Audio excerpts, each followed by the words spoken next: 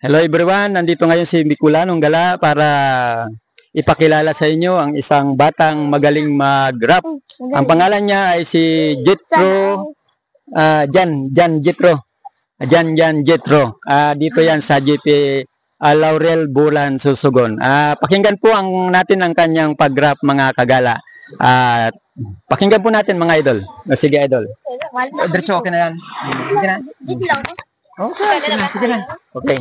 1, 2, 3. Game. Hindi na pwede masisigubat ganto. Ginaganapan ko lang natural. Tsaka inagapa ko ng motal nila. Sinugal ginaba. Minahal. Kataguan naman na puro magal. Tsaka alam ko na may inaabangan na. Pupakalan nyo. Di naaban para pakawalan. Kaso ngalang matabang. Inalalakalakalakalakalak. Sana naman ako baka mo dumadain. Di ko namalay.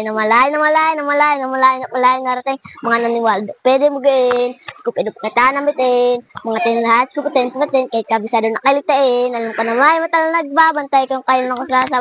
Jagang nag-aantay kung kailan ako sasa. Lalay-lay, yung malaway na laway makita ko na umay na manirang alay ng ngayla kasi nga wala pa nakit, di pa patay. Di masarap mag-rap pag daming nagbago mula nung kilalanin ng tao. Daming nagtulak sa akin palaging planado pag gumalaw palaging nado. Daming pasabog kailangan pag malak.